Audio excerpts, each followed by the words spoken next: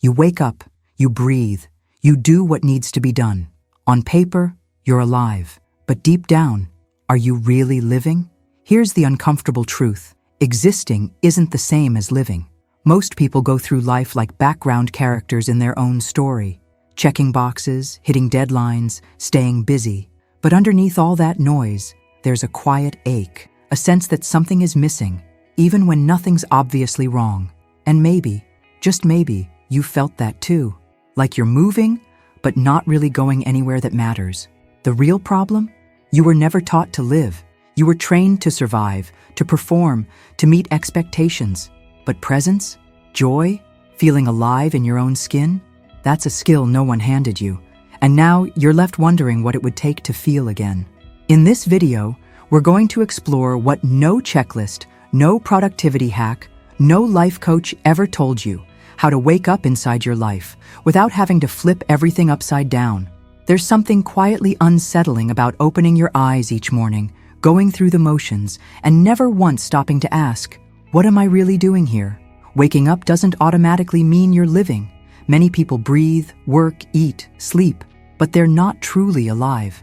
They're simply existing, like a machine running a program written long ago. Existing is passive, living is intentional. And that gap between the two? That's where most people spend their lives without even realizing it. It's like walking through fog, unaware that you've never actually seen the sky. You can feel it when you talk to someone who's alive inside. Their eyes light up. Their voice carries purpose, not just sound. It's not about having a perfect life. It's about having presence. They question, they wonder, they say no when something doesn't feel right. They don't just survive their days, they shape them.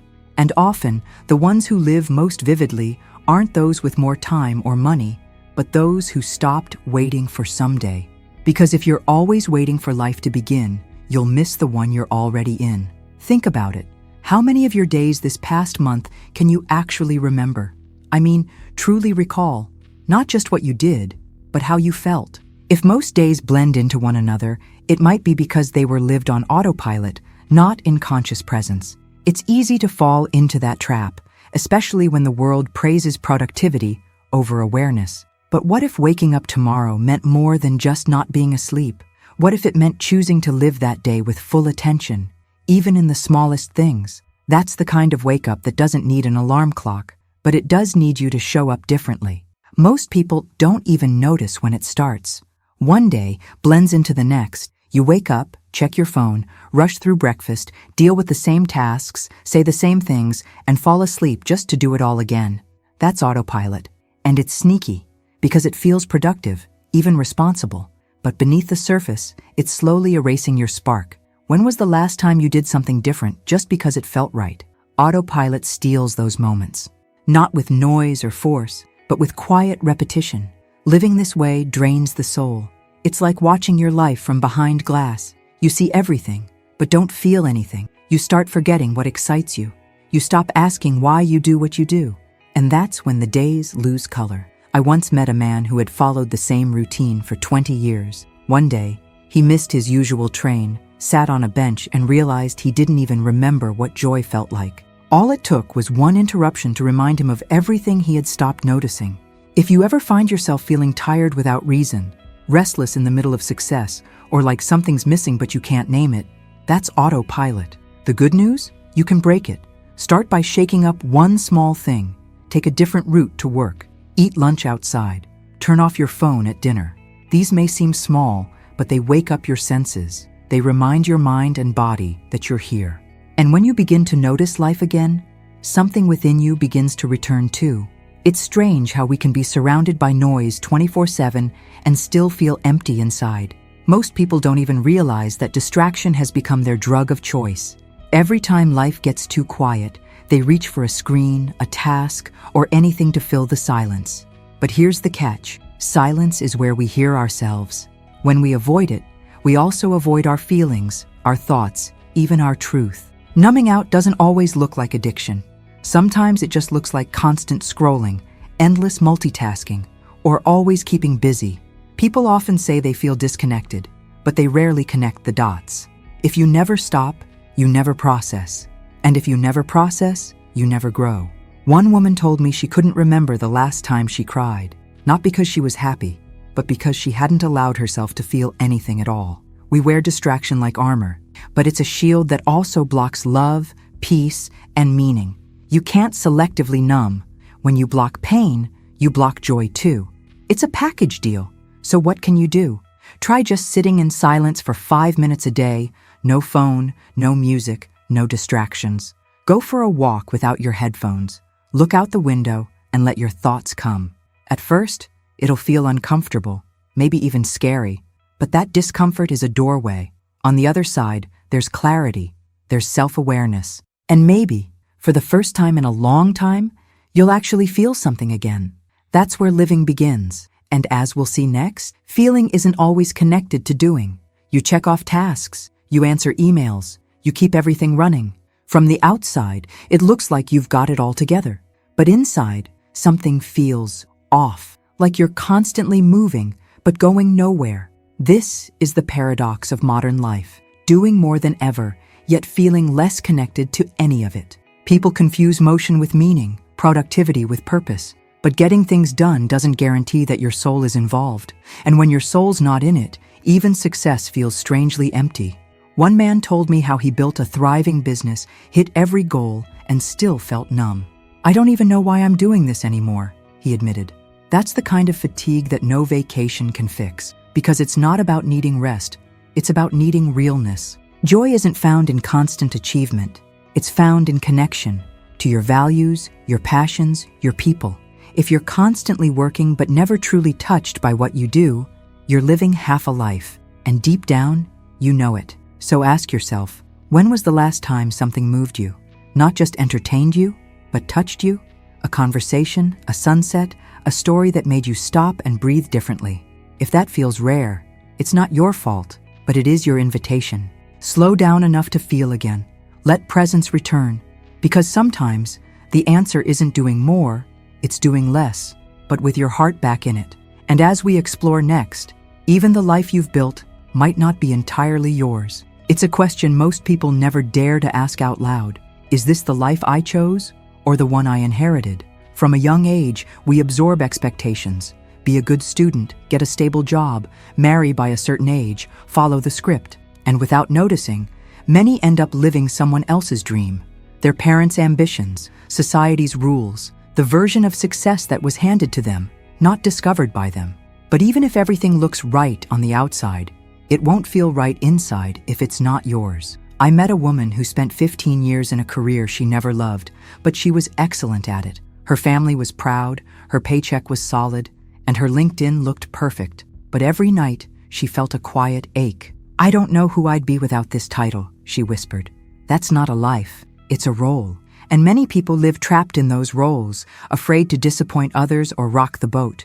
But pretending costs you something, your truth. And that's a heavy price to pay for applause. If you feel a constant pressure to keep up, but no joy in the path you're on, maybe it's time to pause and ask, whose voice is guiding me?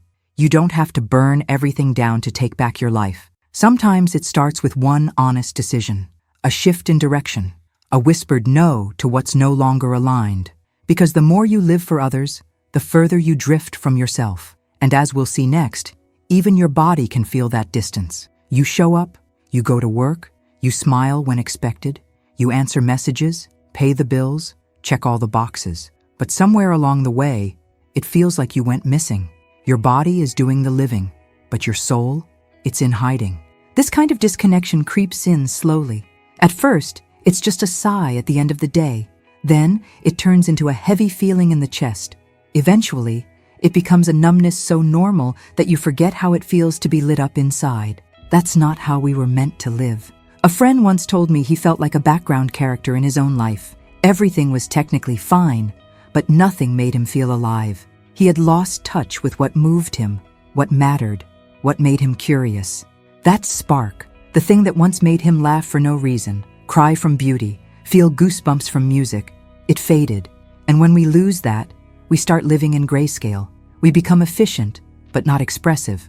We perform, but we don't experience. And without that connection to ourselves, even joy feels out of reach. So how do you invite your soul back? You start small. Do something just because it excites you. Paint, dance, cook something weird, lie in the grass, say no to what drains you. Reconnect with what feels natural and alive in you. Your soul doesn't need permission, it needs space. And when it starts to return, you'll feel it in the way your body relaxes, your eyes soften, and your laugh returns. And once it's back, you'll start to remember what it means to truly feel alive again. But here's the real question. When was the last time you did? It's such a simple question, yet most people struggle to answer it. When was the last time you truly felt alive? Not just busy, not just entertained, but fully present, filled with emotion, lit up from the inside. Maybe it was laughing until your stomach hurt with an old friend. Maybe it was crying unexpectedly during a song or feeling awe in front of the ocean. These are the moments that break through the noise and remind you, this is what it means to be human. But they're often too rare because we stop seeking them. As kids, feeling alive was easy. Everything was new, exciting, mysterious. A puddle was an adventure. A question sparked wonder. But adulthood teaches us to be efficient, not enchanted. We trade wonder for routine, presence for productivity. And slowly, we stop noticing the tiny sparks that once lit us up. I remember once dancing barefoot in the kitchen while cooking dinner, just because the song was good. That little moment stayed with me. It wasn't planned, it wasn't perfect, but it was alive. You don't need a big event or a life-changing moment to feel that again. You just need to notice what already stirs something in you. Take a breath outside, call someone you love, eat something slowly, watch the sunset like it's your first time.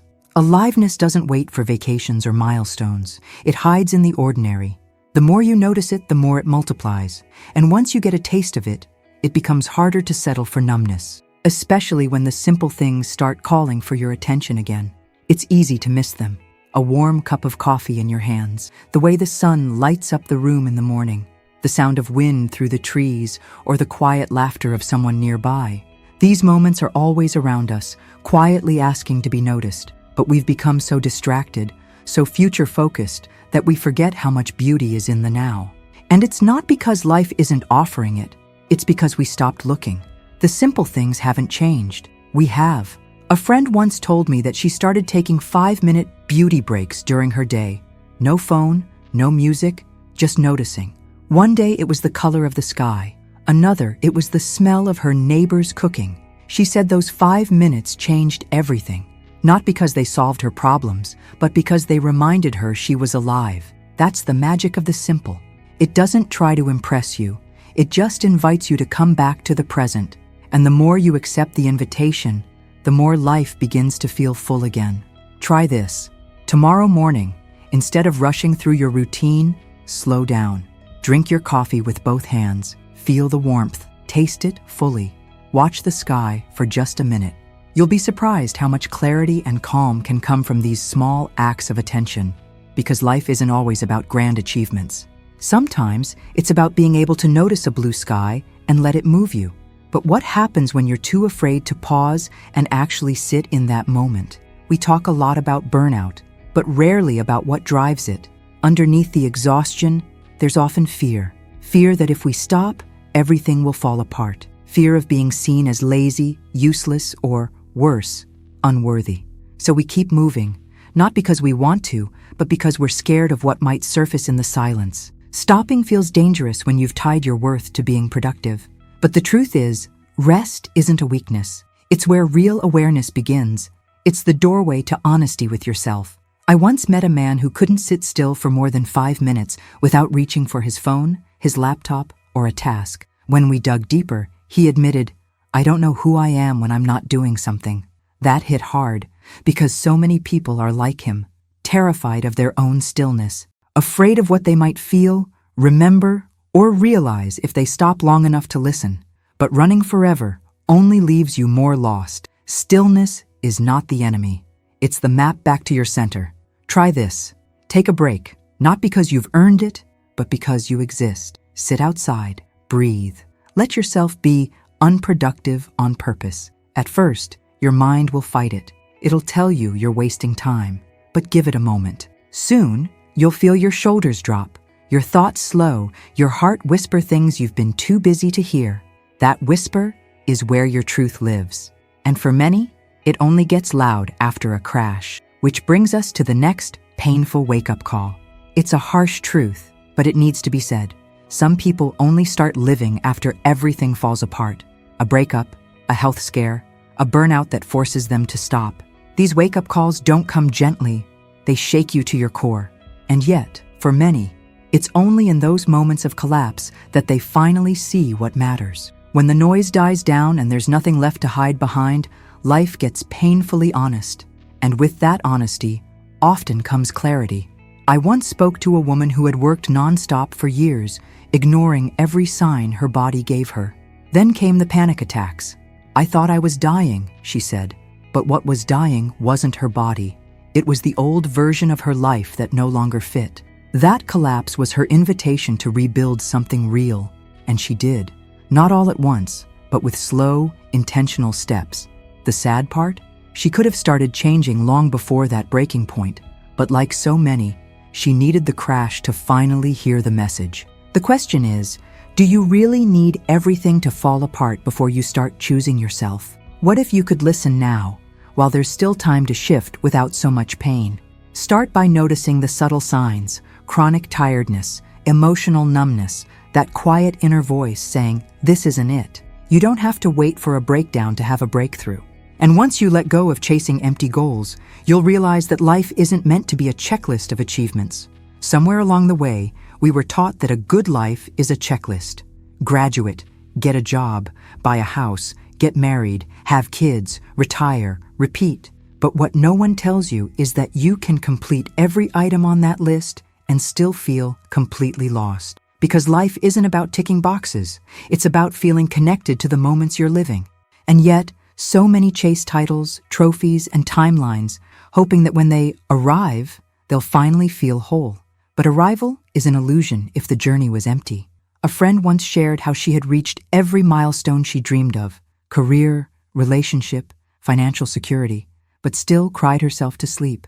"I kept achieving, thinking it would eventually make me feel something," she said. That's the trap, believing that success equals fulfillment. But if your goals aren't rooted in meaning, they'll only leave you hungrier. Achievements without connection are just shiny distractions. Real success isn't measured in numbers or status. It's felt in peace, purpose, and presence. So ask yourself, whose checklist are you following? What goals are you chasing? And do they still make sense to your soul? It's okay to rewrite your list, to slow down, to say, "I thought I wanted this, but now I know better." That's not failure. That's growth. Because life isn't something to conquer, it's something to experience. And when you begin to live in your life instead of over it, everything starts to shift. You stop rushing, you start feeling, and maybe for the first time, you feel here, right now, in this body, in this scene, in this moment. To truly live is not just to breathe, it's to be here, in your body, in your space, in this exact moment. So many people go through life as if it's a movie they're watching from the outside. They eat without tasting, walk without noticing, talk without listening. But life only happens where you are.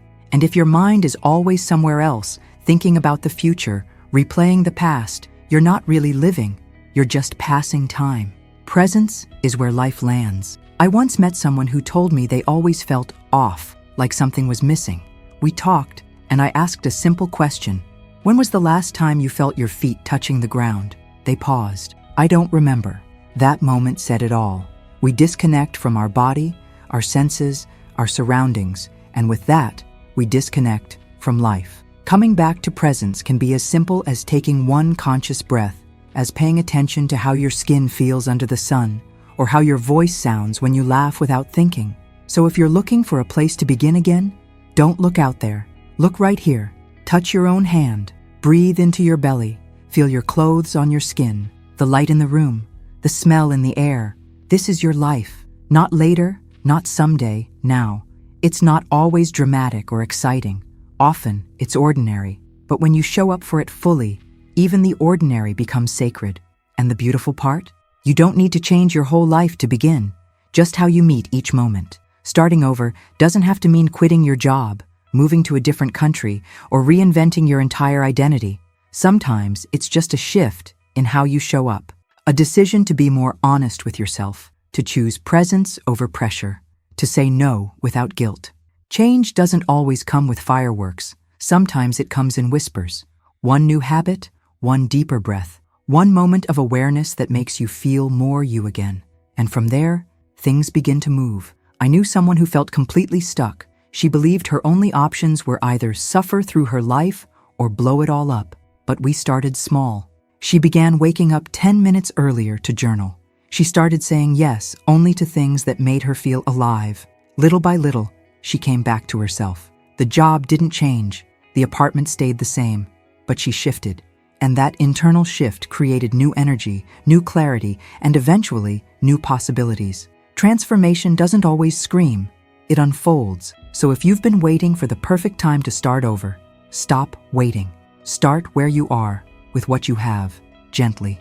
Ask yourself, what's one small thing I can do today that honors who I really am? Maybe it's resting. Maybe it's creating. Maybe it's finally telling someone how you feel. Whatever it is, let it be real. That's how real change begins. Not by flipping your life upside down, but by finally showing up right side up, fully, freely, awake. So now you know, being alive isn't the same as truly living. The question is, what are you going to do with that truth? Will you keep existing on autopilot? Or will you start noticing the small moments that bring your soul back online? Will you wait for everything to fall apart before waking up? Or choose to wake up now, gently, with intention? The choice isn't easy, but it is yours. You don't need to change everything. You just need to start showing up. More honest, more present, more you. What's one thing you'll do differently after this video? Share it in the comments. I'd love to hear it. And if this message stirred something in you, don't let it fade. Hit subscribe, turn on notifications, and let's keep walking this path together. Because learning to truly live is something worth staying awake for.